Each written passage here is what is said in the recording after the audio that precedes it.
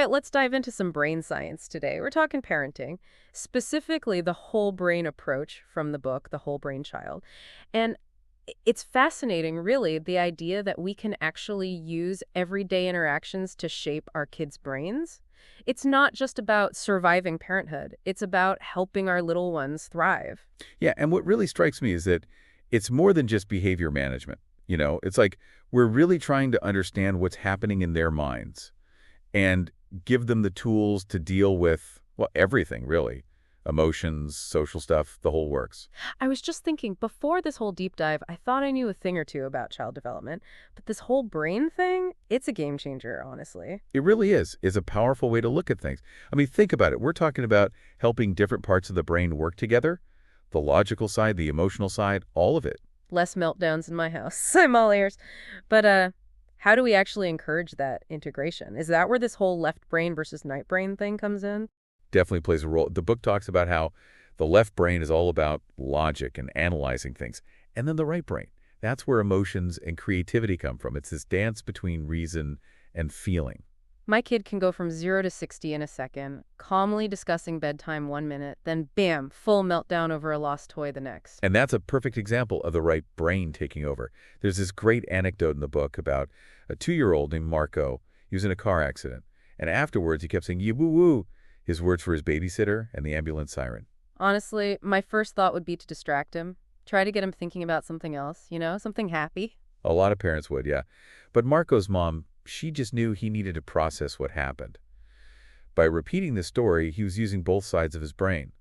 His right brain was working through the fear and all the confusion, and his left brain, well, was trying to make sense of it all. Wow. So instead of avoiding those big feelings, we need to help them work through them. But how do we do that? How do we actually help integrate those different parts of their brains? The book uses this analogy of the brain as a house. The downstairs brain, that's like the basic functions, breathing, reflexes, all that. It's all set up from the start. But the upstairs brain, the part that handles thinking, planning, empathy, well, it's still under construction. And get this, that construction keeps going until, like, their mid-20s. So my kid's upsteps brain is a work in progress. No wonder those tantrums are so epic. And don't even get me started on the decision making. Exactly. Those executive functions, they just aren't fully developed yet. We can't expect a 5-year-old to have the same control as an adult. But here's the good news. We can help strengthen that connection between the upstairs and downstairs brain. Okay, so we're not just waiting around for those upstairs renovations to finish. What can we actually do? Every time we help our kids pause, instead of just reacting, every time we encourage them to think things through and make a thoughtful choice, that's a workout for their upstairs brain. One of the authors, Tina, she tells a story about her son having a meltdown at a restaurant.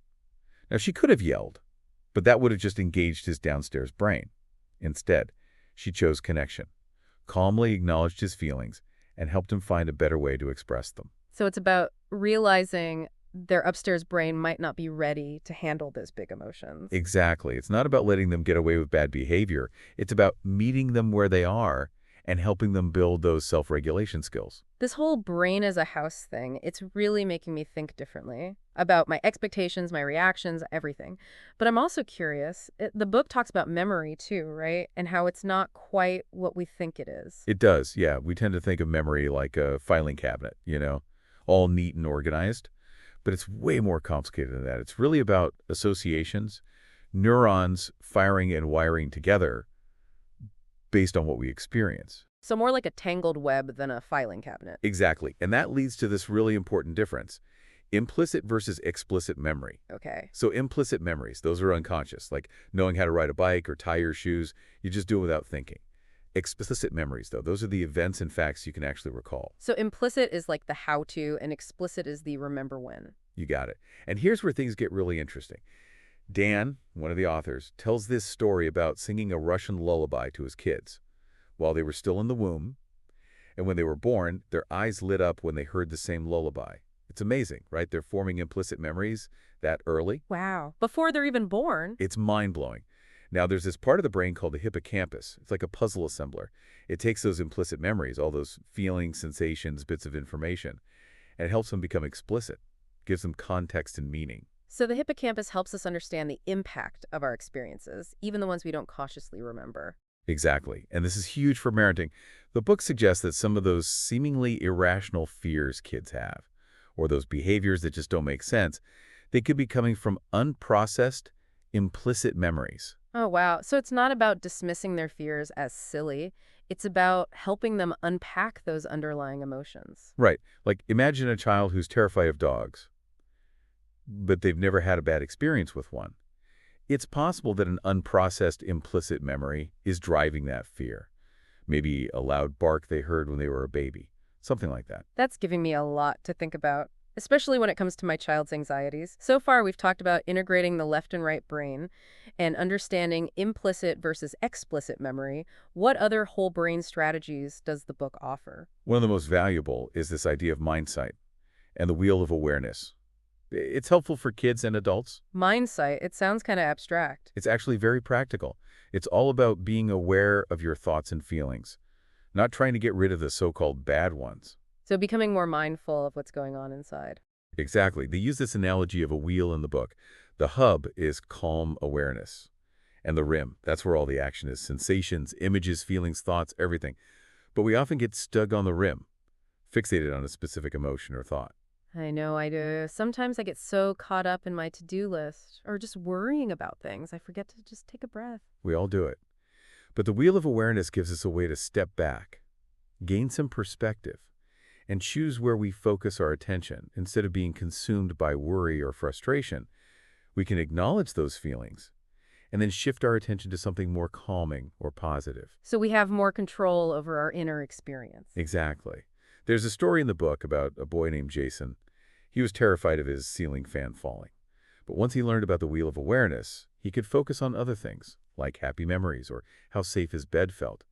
And that helped calm his anxiety. So it's a tool that can help kids regulate their emotions, but it's not about ignoring real problems, right? Not at all. It's about building this layer of self-regulation that helps kids navigate those problems more effectively. And these are skills that will benefit them in all areas of their lives. I'm seeing a theme here. A lot of these strategies are about empowering kids to understand and manage their inner world. But what about their interactions with others, their ability to connect and build relationships? That's where the me-we connection comes in. It's about helping kids develop empathy and social skills, becoming part of a we instead of just focusing on me, me, me. Of course, we all want our kids to be kind and considerate, but kids aren't exactly known for their selflessness. True, it's definitely something we need to nurture. The book tells a story about Colin, a 7-year-old who redecorated his room with his brother's stuff. Oh, I know that game. Sibling rivalry at its finest. Right, but it highlights how challenging it can be to teach kids empathy and consideration. But the book offers a fascinating insight, this concept of mirror neurons. Mirror neuron. Yeah, there are these specialized brain cells that fire when we see someone doing something, as if we were doing it ourselves. Our brains basically simulate the other person's experience. So mirror neurons are the foundation for empathy. Exactly. They allow us to tap into the feelings of others, and it reinforces this idea that our brains are social organs, shaped by interactions and relationships. So if we want our kids to be empathetic and kind, we need to create a social environment that fosters those qualities. Absolutely. It's not just about sharing toys. It's about helping them understand that they're part of something bigger, a we that we all contribute to and benefit from. This is making me rethink my whole approach to family life. It's not just about managing individual behaviors. It's about cultivating connection and belonging. But how do we actually do that? What are some practical steps to foster this me-we connection? Well, one thing they suggest is to just have more fun as a family. Make time for things you all enjoy. Games, meals together, silly dance parties, anything. So making those positive memories, right? Connecting those good feelings with family and relationships. Exactly. Those positive experiences release dopamine in the brain. It's like a feel-good chemical. And it makes kids want more of that positive interaction. You know, I have noticed that when we're really connecting, things are just easier. Less fighting, more cooperation. That's the power of connection, right? Another important strategy is to use conflict as a way to connect. Wait, doesn't conflict usually feel like the opposite of connection? It can, yeah. But disagreements happen in every relationship. The book says that conflict can be a good thing, a chance to learn.